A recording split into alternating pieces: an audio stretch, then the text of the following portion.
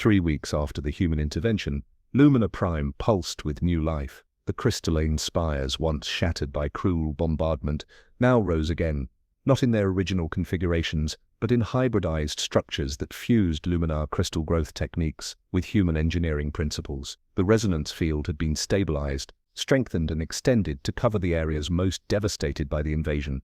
James Reed stood on a newly constructed observation platform overlooking the rebuilding capital city. His neural implant hummed with the harmonious resonance of thousands of luminar working in perfect synchronization with human engineers and medical teams. The sensation was no longer painful. Somehow the humans had modified the interface to filter the most dissonant frequencies while enhancing the constructive ones.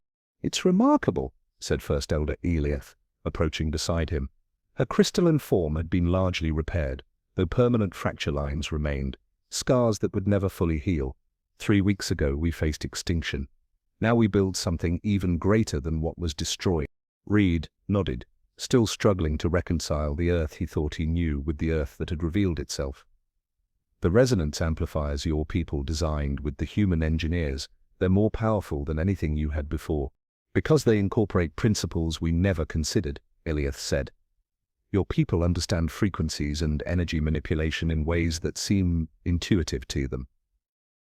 She paused, her internal lights shifting in patterns Reed had learned to recognize as thoughtful hesitation, almost as if they had encountered such technologies before. Before Reed could respond, his communication device chimed. "Liaison Reed, Admiral Chen requests your presence at the diplomatic reception. The Galactic Concord representatives have arrived." "On my way," he replied, exchanging a meaningful glance with the Eliath. "Are you ready for this? To face the allies who abandoned us, who now come bearing congratulations and renewed friendship." Her crystalline structure emitted a harmonic that Reed's implant translated as ironic amusement. "It should be enlightening." The Grand Resonance Chamber had been one of the first structures rebuilt, a symbolic gesture of luminar resilience. Now it hosted representatives from a dozen major galactic powers, all of whom had declined to intervene when the cruel attack. Their discomfort was palpable as they faced both luminar leadership and the human delegation. Admiral Chen stood calmly at the center of the chamber, her dress uniform immaculate, her posture relaxed but commanding. Beside her, Reed noted Commander Santos and several other officers he'd come to know during the reconstruction efforts. They all carried themselves with the same quiet confidence, the bearing of people who had seen worse conflicts than this diplomatic tension. "Distinguished representatives," Eliath began, her resonance projecting both audibly and psychically throughout the chamber, "we welcome you to Lumina Prime, and thank you for your belated concern for our welfare." The subtle emphasis did not go unnoticed. Several delegates shifted uncomfortably. Ambassador Thorol of the Arcadian Alliance stepped forward first. "First Elder, the Alliance extends its profound relief at the Luminar survival and offers our full support in your continued recovery. Had we known of Earth's willingness to intervene, we might have coordinated a joint response." Admiral Chen's expression didn't change, but something cold entered her eyes. "Interesting. Our records show the Luminar sent 17 separate appeals for assistance to the Arcadian Alliance. All were formally declined. Military intervention was deemed impractical due to treaty limitations," Thorol replied stiffly. "But now that circumstances have changed—" "Indeed they have," interrupted a new voice. The chamber's atmosphere shifted instantly as Supreme Commander Vorax of the cruel Imperium entered, flanked by a minimal escort, a concession negotiated after their defeat. His massive, armored form dominated the space, compound eyes glittering with barely contained fury. "The mighty defenders arrive to claim alliance now that the battle is won," Vorax said, mandibles clicking in contempt. How predictable. Reed watched the galactic representatives' reactions carefully. Fear, uncertainty, calculation all played across alien features as they reassessed their positions in this newly volatile political landscape. Ambassador Laurel of the Centauri Federation addressed Chen directly. "Admiral, while we appreciate Earth's humanitarian intervention, some questions remain about your capabilities. Your fleet appeared with unprecedented speed and employed technologies unknown to the wider galactic community. In the interest of transparency—" "Earth owes you no explanations, Ambassador," Chen replied evenly. "We responded to a genocide in progress. Nothing more." A response that has upended 1,000 years of strategic balance, Vorax interjected. The cruel Imperium demands to know the true extent of Earth's military capacity. Admiral Chen turned to face the cruel commander, her slight frame a stark contrast to his towering, armored bulk. You're in no position to demand anything, Commander. Your forces attacked a peaceful civilization and were defeated. The terms of your withdrawal are non-negotiable. Vorax's exoskeleton clicked as he leaned forward aggressively. The Imperium has ruled this sector for millennia. One setback does not change the fundamental order. It already has, Chen interrupted, her voice remaining calm but taking on a steel edge that silenced the chamber. Representatives of Earth will be meeting individually with each of your governments in the coming weeks. We have proposals for a significant restructuring of the Galactic Concord's security and diplomatic frameworks. The announcement sent a wave of murmurs through the assembled delegates. Reed caught Santos's eye across the chamber, noting her subtle nod. This had been the plan all along, Admiral, ventured Ambassador Thurl cautiously. While Earth's intervention was certainly decisive, the established powers have maintained stability for centuries. Any restructuring would require extensive consultation. The stability you reference, Chen cut in, allowed the systematic annihilation of an entire species while you all stood by. That ends now. Later, as the diplomatic reception continued in an atmosphere of tense uncertainty, Reed found himself in a quiet antechamber with Admiral Chen and several senior human officers. The resonance in this smaller room had been dampened, a courtesy to the humans but also ensuring their conversation remained private. You planned this, Reed said finally. Not just the rescue of the Luminar. This whole revelation. Chen studied him for a moment. You've been away from Earth for 7 years, Liaison Reed. You were deployed before the unification. The unification, Reed echoed. Commander Santos exchanged glances with Chen, who nodded permission. 5 years ago, Santos explained, Earth's disparate military and scientific programs were fully integrated under unified command. The technological advancements that followed accelerated our timeline considerably. Reed leaned back, processing this. And the decision to remain isolated?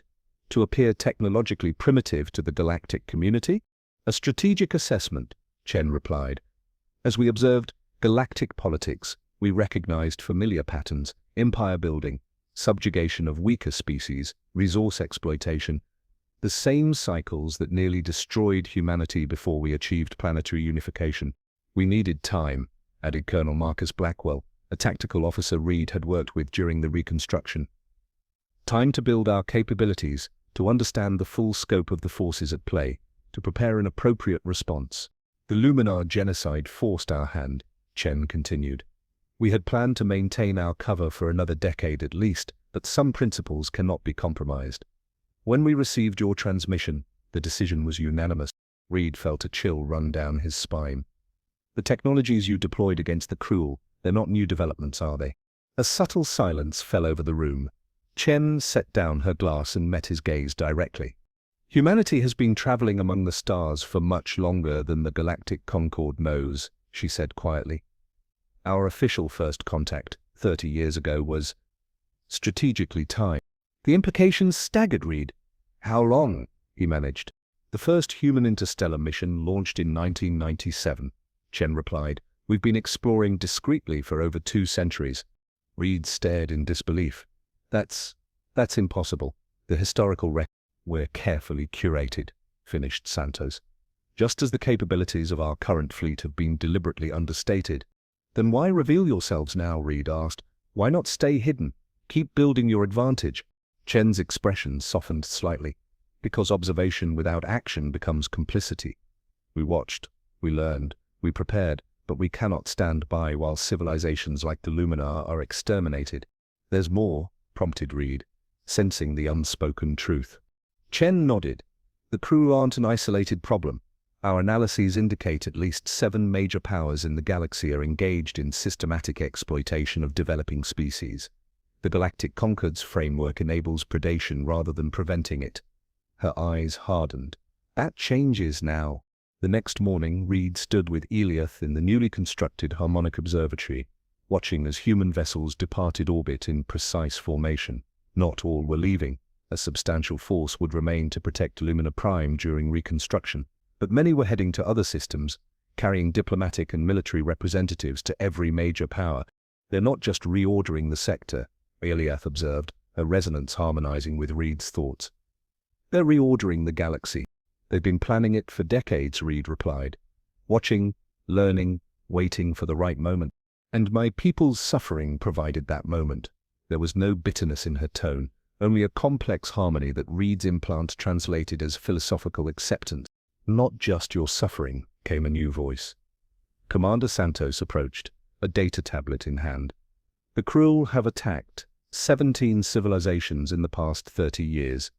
7 were completely exterminated before we could intervene without revealing ourselves prematurely. The Luminar are the first we've saved, but not the last. Eliath's crystalline structure vibrated with a frequency Reed had never detected before. You've been monitoring us all this time? Santos nodded. Earth maintains cloaked observation posts throughout the galaxy. We've documented atrocities, technological developments, cultural evolutions, preparing for the day when intervention became necessary. But why hide your capabilities? Reed asked. With your technology, you could have prevented so much suffering. Santa, his expression darkened. We tried direct intervention once, on a planet called Vega Prime. We revealed our full capabilities, stopped a war, helped rebuild their civilization. 3 decades later, they had reverse-engineered our technology and used it to conquer 2 neighboring systems before we could stop them. You learn that giving solutions creates dependency, Eliath said, her resonance indicating immediate understanding. Or worse. Precisely, Santos agreed. Humanity's history taught us that lesson repeatedly. Aid without careful consideration often causes more harm than good. Technology without ethical evolution is catastrophic. We needed to understand the galaxy's full complexity before intervening systematically. Reed gazed out at the stars, suddenly aware of how differently he now perceived them. So what happens next? Earth reveals its true power and reorders galactic civilization by force. Not by force alone, Santos corrected. By example, by incentive, by selective pressure, and yes, by force when necessary. The Crueler will serve as that example. As if on cue, the communication system activated, displaying a live feed from the Cruel homeworld. Supreme Warlord Vorax stood before the Imperium Council, his exoskeleton bearing new fractures, signs of the physical punishment Cruel leadership inflicted on those who failed. The human fleet has established orbital position, Vorax reported, his mandibles clicking in agitation. They demand immediate restructuring of the Imperial governance and cessation of all conquest operations. They have demonstrated their willingness to enforce these demands. The Cruel Emperor, a massive figure whose armored exoskeleton bore the marks of countless victories, leaned forward on his throne. The Imperium does not bow to demands. We will gather our forces, crush these humans, and make an example. Respectfully, Divine Emperor, interrupted a third Cruel. Older and bearing the insignia of the Imperial Strategic Command, I strongly advise against that course of action. The humans allowed our defeated forces to return for a reason. They wanted us to see what they are capable of. The Emperor's compound eyes flashed with rage. You counsel surrender? I counsel survival, the strategist replied. The humans have positioned fleets not just over our homeworld, but simultaneously at every major Cruel military installation across 17 systems. Their weapons technology exceeds ours by at least 2 generations. Their FTL capabilities allowed them to deploy these forces within hours. The feed cut off abruptly, but the implication was clear. The Cruel Imperium, the most feared power in the sector, was being systematically contained. My God, whispered Reed, this isn't just about saving the Luminar. This is about reshaping the entire galactic order. Santos' expression remained neutral, but her eyes conveyed the weight of the moment. Humanity spent centuries destroying itself before we learned better. We watched civilizations rise and fall across the stars while we debated whether and how to intervene. The Luminar crisis forced our decision. We will no longer stand by while history repeats itself. 1 month later, Reed stood with Eliath and Admiral Chen on the newly completed Resonance Spire, the tallest structure on Lumina Prime and a symbol of the planet's rebirth. Below them, The capital city gleamed with hybrid architecture, luminar crystal formations intertwined with human design support structures, creating something entirely new. The Galactic Concord has ratified the human proposals, Chen informed them, her usual formality softened by satisfaction. The new security framework will explicitly protect developing civilizations from exploitation. The cruel territories are being reorganized under transitional governance. And the Luminar? Asked Reed. Elias's crystalline form pulsed with quiet pride.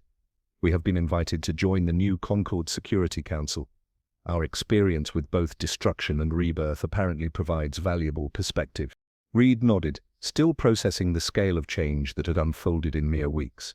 Reports from across the galaxy described human diplomatic and military envoys establishing new treaties, mediating ancient conflicts, introducing technologies selectively and strategically to balance power disparities. There will be resistance, Chen acknowledged, following Reed's thoughts. Change of this magnitude doesn't come without conflict. The next decade will be challenging, but necessary, Eliath added, her resonance harmonizing with a new frequency that Reed's implant translated as determined hope. My people nearly perished because the galaxy had grown comfortable with predation masked as stability. As the three stood in silence, watching transport ships arrive from a dozen worlds, allies new and old coming to assist in the rebuilding, Reed's communication device activated with a priority message from Earth. Admiral Chen received the same alert simultaneously. The message was brief but momentous. Phase 2 approved unanimously. Proceed with technological disclosure protocol at identified development sites.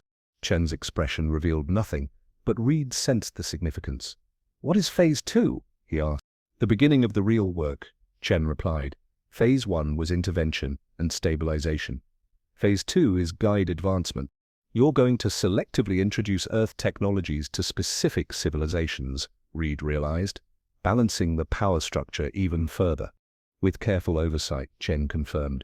Species that demonstrate ethical advancement coupled with technological potential will receive appropriate support.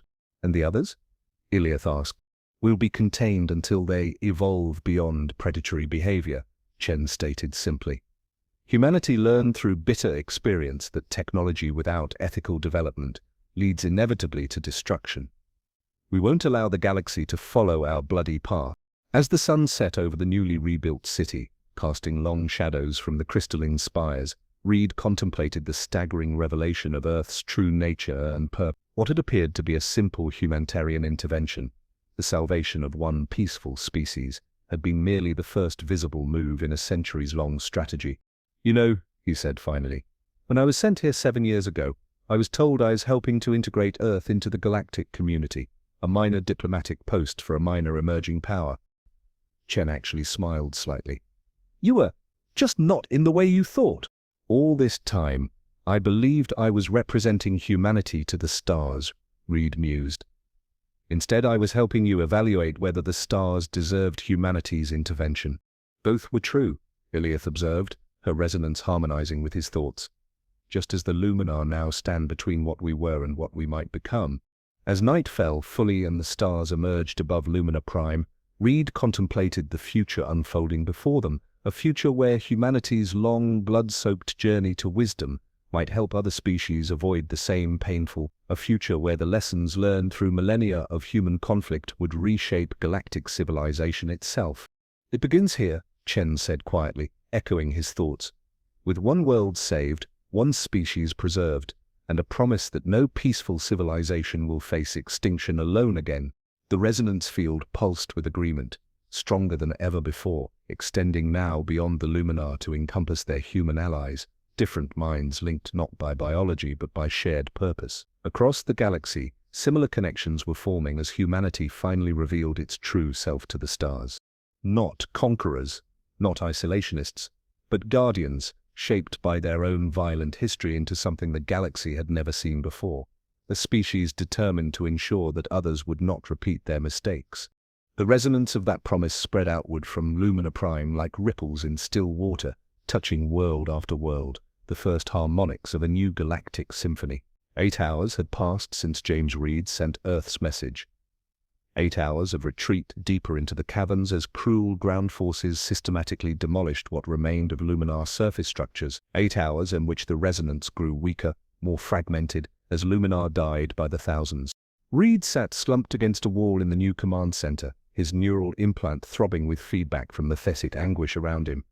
First Elder Eliath approached, her crystalline form now severely fractured along multiple planes, internal light flickering erratically. "You should disconnect the neural interface," she said gently. "The dissonance must be painful for you." Reed shook his head. "I'm not abandoning you to suffer alone." "Noble," came a new voice, "but potentially unwise. Your human brain wasn't designed for our kind of grief." Sub-Chancellor Mavis joined them, moving slowly, her structure so badly damaged that Reed wondered how she remained functional. The question must have registered through his neural link, because she answered it without him speaking. "Our consciousness isn't entirely housed in these physical forms," she explained. "The resonance sustains us, even as we sustain it." "The cruel don't understand that," Reed said bitterly. "They think they're killing you by destroying your bodies and structures."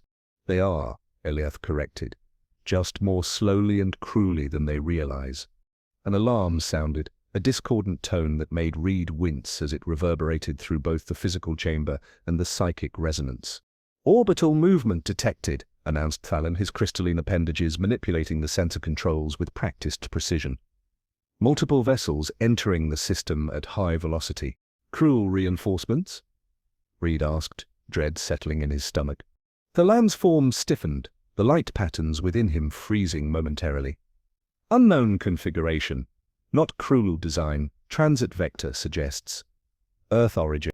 The chamber fell silent, even the resonance momentarily stilling as the implications registered. "That's not possible," Reed finally managed. "Even our fastest ships would take at least 2 weeks to—" "Incoming transmission," interrupted Vith. "Broadcasting on all frequencies, including our secure channels." His tone shifted to one of disbelief. "It's addressed specifically to you, James Reed." Reed moved to the communication station, keenly aware of every Luminar's attention fixed upon him. Had Earth actually responded? And if so, how could they possibly have arrived so quickly? "Put it through," he ordered, his voice steadier than he felt. The holographic display flickered to life, resolving into the image of a woman in a dark uniform with subtle insignia that Reed didn't recognize. Her features were East Asian, her bearing unmistakably military, her eyes evaluating him with an intensity that made him straighten instinctively. "Liaison Reed, Admiral Helena Chen, United Earth Defense Force, commanding the 8th Expeditionary Fleet. We received your distress call and have arrived to assist. Status report, please." Reed stared, momentarily speechless. United Earth Defense Force? 8th Expeditionary Fleet? Neither existed, as far as he knew. "Admiral Chen," he managed finally, "I don't understand how you're here. Earth doesn't have the FTL capability to—" "Your information is out of date, Liaison," she interrupted crisply. "Status report on the Luminar situation and the cruel positioning, please." "Time is critical." Reed glanced at Eliath, who nodded slightly, her faceted eyes reflecting the holographic display. "The cruel have destroyed most major Luminar cities," Reed reported, professional training taking over. "Their ground forces are advancing on the underground refuges where survivors are sheltered. They have approximately 200 warships in orbit, and they've systematically eliminated all Luminar defensive capabilities. We're looking at complete extinction within days, possibly hours." Chen's expression didn't change, but something cold and focused entered her gaze. "Understood. Please transmit all tactical data on cruel fleet positions to the coordinates I'm sending now. Inform the Luminar leadership that ground forces should remain sheltered. This will be over shortly." Before Reed could respond, the transmission ended, leaving the chamber in stunned silence. "Over shortly?" Mavis finally asked. "What does that mean?" "I have no idea," Reed admitted, the neural implant picking up waves of confusion, hope, and skepticism radiating from the Luminar around him. "Earth doesn't have a military presence in this sector. We certainly don't have a fleet capable of challenging 200 cruel warships. Yet they responded within hours of our message," Eliath observed. "And Admiral Chen seemed unsurprised by our situation." Reed had no answer for that. Instead, he instructed Thylene to transmit the requested tactical data. Whatever Earth was planning, they needed every advantage. High Commander Vorkant with Cruel Imperium stood on the command deck of the Inevitable Conquest, surveying the holographic display of Lumina Prime. The systematic subjugation was proceeding exactly as predicted. The crystalline species had offered minimal resistance, their cities collapsing with satisfying fragility beneath cruel bombardment. Reports from ground units indicate they have breached the underground complex in Sector 7, reported his second-in-command, Sub-Commander Krell. The resonance generators there have been neutralized. Excellent. How many Luminar captured for processing? 317, High Commander. However, many were too damaged for effective resource extraction. These crystalline structures are surprisingly fragile when separated from their resonance field. Vorkath made a dismissive gesture, his armored exoskeleton clicking with the movement. Quantity compensates for quality. Once we've stripped this world, move on to the secondary objectives in the Town Mari system. The Imperium's quota will be met. High Commander, interrupted the sensor officer, mandibles clicking rapidly in agitation. Multiple contacts detected. Ships dropping out of FTL directly behind our fleet formation. Vorkath turned, irritation flickering across his compound eyes. Identification? Unknown configuration, the officer reported, adjusting the sensor arrays. Numerous vessels. They're broadcasting on all frequencies. Put it through, Vorkath ordered, curiosity momentarily overriding annoyance. Perhaps another of the local powers had come to negotiate for scraps from the cruel table. It wouldn't be the first time. The communication screen activated, displaying a human female in a military uniform. Vorkath's inner eyelids flickered in surprise. Humans? The isolated newcomers from the edge of the galaxy. Attention, cruel fleet, the human said, her voice coldly precise. This is Admiral Helena Chen of the United Earth Defense Force. You are engaged in the unprovoked genocide of a peaceful civilization. Power down your weapons, withdraw your ground forces, and leave this system immediately. You have 5 minutes to comply. For a moment, the command deck was silent. Then Vorkath began to laugh, a harsh clicking sound that his subordinates quickly joined. Unknown vessels, he responded, mandibles spread wide in amusement. This is High Commander Vorkath, the glorious cruel Imperium. Your interference in Imperial matters is an act of war. You will withdraw immediately or join the Luminar in extinction. The human admiral's expression didn't change. She simply nodded once, as if his response had been expected. So be it, she said, and the transmission ended. How many vessels? Vorkath demanded, suddenly alert. Humans were unknown quantities, but no species challenged the cruel without consequence. We count 173 ships, the sensor officer reported. Most significantly smuggler than our dreadnoughts. Minimal energy signatures, primitive design. Vorkath relaxed. A desperate bluff by a primitive species. Target their flagship and demonstrate the consequences of defying the Imperium. Weapons locked, High Commander. Firing. The sensor officer never finished his sentence. The deck beneath them shuddered violently as warning alarms screamed across every system. Direct hit, shouted the defensive systems operator. Port shields failing. How did they? Another impact rocked the massive dreadnought, this one powerful enough to throw Vorkath against the command console. Return fire, he roared. All batteries. Destroy them. But the targeting systems showed only confusion, the human vessels moving with impossible speed and precision, their formations constantly shifting in patterns that defied prediction. They're too fast, the weapons officer reported, mandibles clicking in distress. Their maneuverability exceeds our targeting parameters, and our energy readings on their weapons must be wrong. Nothing that small should generate such power. On the tactical display, Vorkath watched in disbelief as 3 cruel dreadnoughts, each the veteran of dozens of conquests, erupted into expanding clouds of plasma and debris. The human vessels swarmed around them like insects, but insects armed with stingers that could penetrate the most advanced cruel shielding. Impossible, he whispered. In the Luminar command center, Reed and the survivors watched the tactical display with equal disbelief as the battle unfolded in orbit. The human fleet, which had appeared from nowhere with technology Reed didn't recognize, moved with fluid, adaptive precision, targeting cruel vessels with devastating accuracy. By the ancestors, breathed Thalon, the closest thing the Luminar had to a military expert. What are we seeing? Reed had no answer. The display showed human ships moving in ways that defied conventional physics, their hulls seemingly absorbing rather than reflecting sensor sweeps, making targeting almost impossible.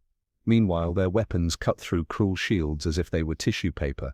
"Admiral Chen is requesting to speak with you again," With announced, his crystalline form vibrating with barely contained emotion. Chen's holographic image appeared, her expression still professionally neutral, despite the battle clearly visible behind her. "Liaison Reed, are the Luminar leadership safe?" "Yes, Admiral," Reed replied, still struggling to process what he was witnessing. "We're in a secure bunker beneath the surface." "But how? How is this possible?"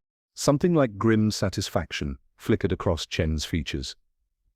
"The crew fleet is being neutralized. We'll have orbital superiority within the hour. I'm deploying ground teams to assist survivors and neutralize remaining crew forces. Please prepare your people to receive medical and engineering assistance." "Admiral," Reed pressed, "I don't understand. Earth doesn't have this kind of military capability. These technologies, they're beyond anything in known space." Chen regarded him for a long moment. "Your deployment to the Luminar was 7 years ago, correct?"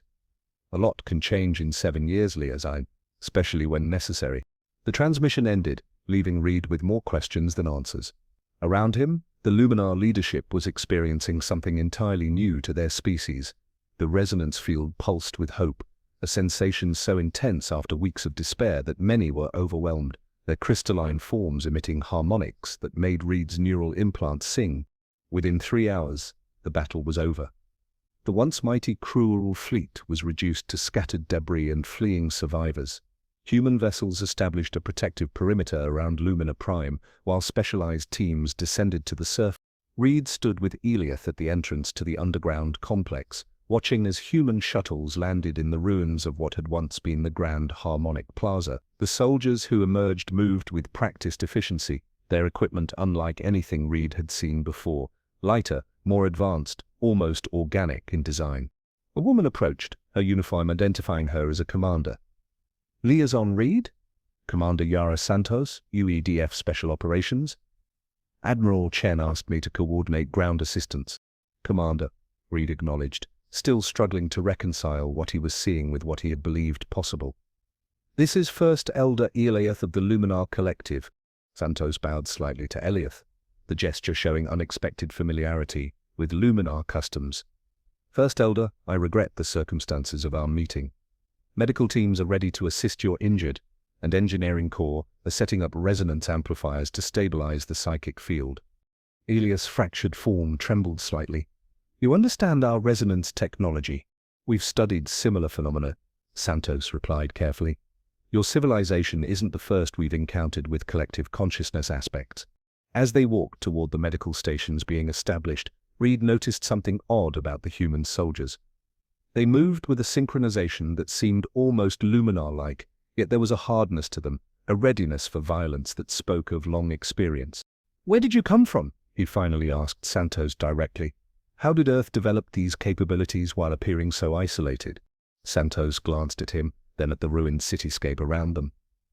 Something ancient and weary passed behind her eyes. "We had no choice," she said simply.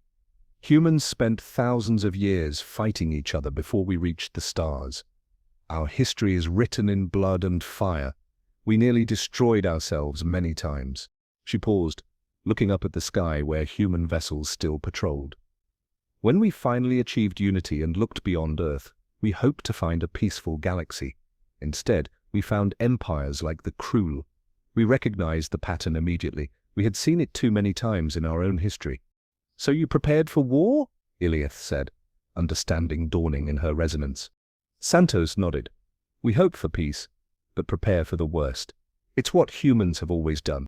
As they reached a clearing where medical teams were treating injured Luminar, Reed noticed the gentleness with which the human medics handled the crystalline beings, as if they understood exactly how the resonance connected to physical structures. One soldier was setting up a device that emitted harmonic frequencies that visibly strengthened the fractured Luminar nearby. "Your people understand the resonance better than you implied," Eliath observed. Santos exchanged a glance with Reed. "Earth has encountered many different forms of consciousness. In our exploration, we've learned to recognize patterns, to adapt our understanding." Reed caught something in her tone, a careful evasion. "Commander, how long has Earth really been exploring space?" "The official history says we achieved FTL travel 30 years ago." Santos's expression remained neutral, but her eyes held Reed's with sudden intensity. "Official histories are often simplified," Liaison Reed, "especially when the truth might unsettle those who aren't ready for it." Before Reed could press further, his neural implant picked up a sudden surge of relief and joy through the luminar resonance. Turning, he saw luminar emerging from hiding places throughout the ruined city, approaching the human rescuers with cautious hope. Children, rare and precious to the slow-reproducing species, were among them, their small crystalline forms glittering in the sunlight. One small luminar approached a human soldier who was setting up a security perimeter. The hardened combat veteran knelt, removing his helmet to reveal a face lined with scars. The luminar child reached out, touching the human's face with delicate crystalline appendages, a gesture of profound connection in their culture. Instead of pulling away, the soldier remained still, allowing the contact. To Reed's astonishment, the man smiled, a gentle expression utterly at odds with his battle-worn appearance. In that moment, watching a soldier forged in unknown conflicts show tenderness to an alien child, Reed began to suspect that humanity's story among the stars was far more complex than he, or perhaps anyone in the galaxy, had been led to believe. And as human vessels continued to arrive in the luminous system, as relief efforts expanded and cruel forces were systematically eliminated, he wondered just what kind of species Earth had truly become during its supposed isolation. The answer, he suspected, would reshape the galaxy forever. The crystalline spires of Lumina Prime fractured one by one, each collapse sending harmonic waves of grief through the luminar consciousness. James Reed felt it like a physical blow each time, a dissonant chord striking through his implanted neural interface. As Earth's only diplomatic liaison to the Luminar Collective, he alone among humans could perceive the psychic death throes of an entire civilization. "They're targeting the resonance towers deliberately," he whispered, watching another distant spire shatter beneath precision orbital fire. The sunset sky burned orange behind it, polluted with smoke and debris, making the distant crew warships look like circling vultures silhouetted against dying light.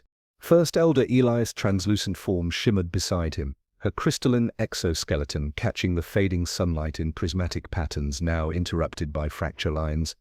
"The luminar didn't bleed when injured. They cracked." "Yes," she answered, her voice producing both audible sounds and synchronized mental impressions. "The Krullar understand enough about us to know that severing our communal resonance is more devastating than simple physical destruction." Reed had spent 7 years among the Luminar studying their remarkable civilization, semi-crystalline beings who evolved in the radiation belts of their gas giant's innermost moon. They lived in perfect symbiosis with their environment. Their bodies absorbed solar energy through crystalline structures, and their minds existed in a constant state of gentle telepathic connection, not invasive, but supportive, like a psychic safety net that cradled each individual consciousness. It made them peaceful to the point of vulnerability. Conflict between Luminar was virtually non-existent. The shared resonance of their minds made prolonged disagreement physiologically uncomfortable. They had never developed weapons. They had never needed to. Until the cruel Imperium arrived 3 weeks ago. The emergency bunker beneath the Grand Harmonic Chamber had been designed for natural disasters, not war. Its walls were reinforced with crystalline lattices that would normally amplify and stabilize the Luminar's collective consciousness. Now, with so many Luminar dead, the resonance was becoming dangerously unbalanced. Spikes of fear and grief followed by unnatural silences. "We've lost the northern archipelago entirely," reported Sub-Chancellor Mavis, her form dim and severely fractured along one side. "The evacuation ships, they never arrive." Reed clenched his jaw. The Centauri Federation promised those ships. They gave their word. "Words mean little when the cruel battle fleets are moving toward their borders," Eliath observed without apparent bitterness. "Self-preservation is a powerful motivator. Self-delusion is more like it," Reed spat. "The cruel won't stop with Lumina Prime. Everyone knows that. The Federation is just hoping they'll be eaten last." The emergency council chamber contained the remnants of the Luminar leadership, barely 20 individuals where there should have been hundreds. Many had refused to evacuate their community clusters, staying behind to help others escape. a typical Luminar response. Reed admired their dedication while feeling frustrated by what sometimes seemed like naivety.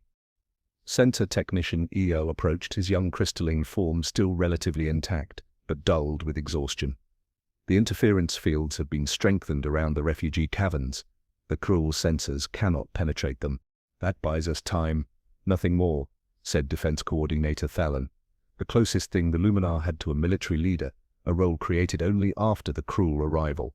Their ground forces are advancing systematically. They'll find the caverns eventually. Reed studied the holographic display showing the planet's surface. Red indicators of cruel forces spread like a bud stain across the continents. Luminar resistance, what little existed, appeared as fading blue lights, blinking out one by one. I don't understand, Reed said, frustration mounting. You've sent appeals to every major power in the sector. The Luminar have trade agreements with half the known civilizations. How can they all just stand by? A deep resonant tone, the Luminar equivalent of a sigh, emanated from Eliath. The Luminar Collective has always believed that mutual prosperity and open exchange would ensure our security. We thought economic interdependence would make us valuable enough to protect. Instead, it just made you exploitable, Reed finished bitterly. And now that the crew offer the same resources through conquest, nobody wants to risk standing against them. The chamber shuddered as something massive impacted the surface above. Dust and tiny crystalline fragments drifted down from the ceiling. Several Luminar instinctively reached toward each other, their appendages extending to strengthen their psychic connection in the face of danger. The Acadian Alliance has officially declined our request for military assistance, announced Communications Director Vith. His voice produced discordant undertones that made Reed's implant ache. They cite treaty limitations and express profound regret at our situation. Profound regret doesn't stop cruel plasma cannons, Reed muttered. The Luminar had never understood violence as a primary solution. Their evolutionary path had led them toward cooperation rather than competition. Their neural resonance made empathy not just a moral choice, but a biological imperative. They physically experienced each other's pain. The concept of deliberately causing harm was almost incomprehensible to their collective psychology. It made them miraculous diplomats, astonishing artists, and brilliant scientists. It also made them utterly unprepared for the cruel, who valued only strength and conquest. Eliath approached the central resonance crystal, a smaller version of the great spires that rose above the surface cities, now largely destroyed. She placed her fractured appendages against it, and the crystal glowed with subtle patterns of light that Reed had learned to recognize as deep distress. "We have lost contact with the southern hemisphere entirely," she announced, her mental voice wavering in a way Reed had never experienced before. The resonance.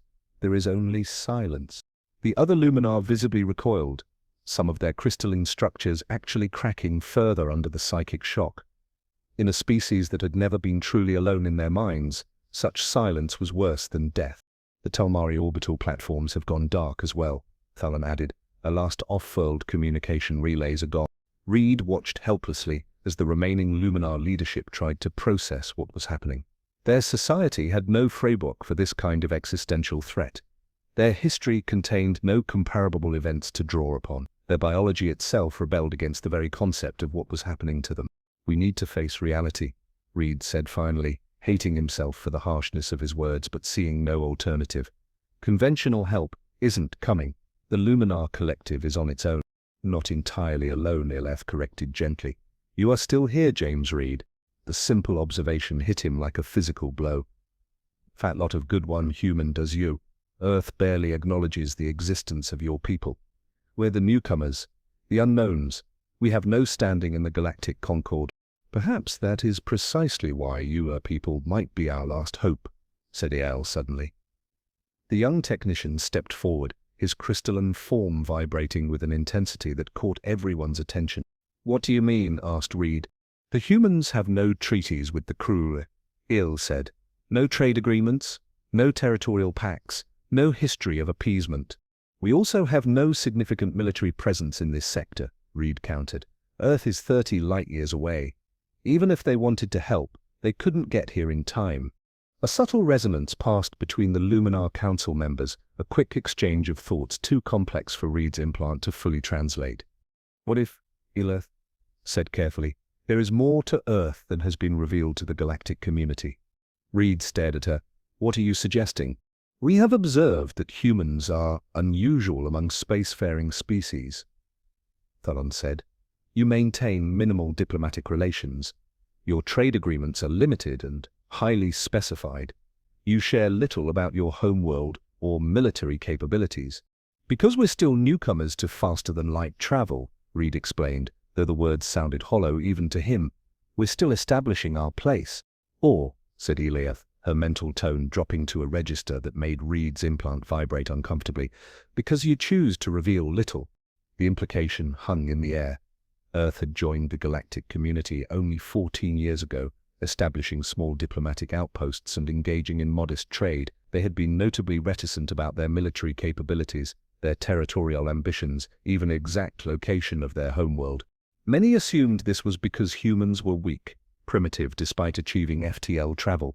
Others whispered darker theories. You think Earth has been hiding its true capabilities, Reed said slowly. But why would we do that? Why indeed? Eliath's fractured form seemed to intensify momentarily. Perhaps you would be the one to tell us.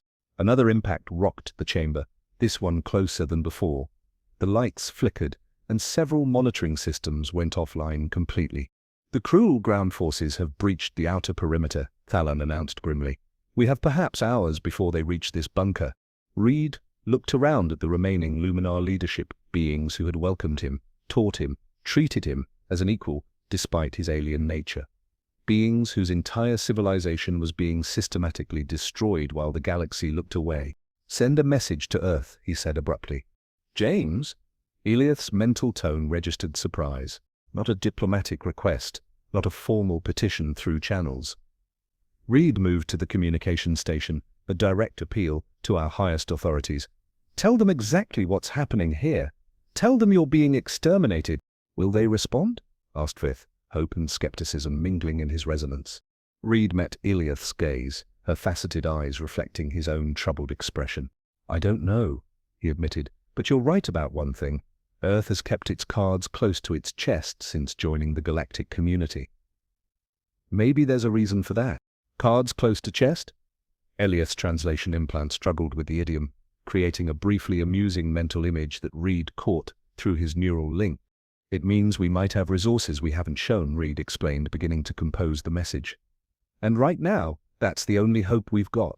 As the cruel forces advanced through the ruined crystalline cities of Lumina Prime, as the last resonance spires fell one by one, severing the communal consciousness that had defined Luminar existence for millennia, a simple message was broadcast on all frequencies toward a relatively insignificant yellow star 30 light-years distant. To the United Earth Government and all peoples of Earth, this is James Reed, Earth Diplomatic Liaison to the Luminar Collective. Lumina Prime is under full-scale invasion by the cruel Imperium. Genocide is in progress. All other powers have abandoned the Luminar. If Earth can help in any way, respond immediately. This may be our final transmission. Reed didn't know if anyone would hear it. He didn't know if anyone would care if they did. Earth was distant, isolated, still finding its way among the stars. But as he watched the Luminar around him, a species facing extinction with a dignity he could barely comprehend, he found himself hoping that humanity might yet surprise the galaxy. And perhaps surprise him as well.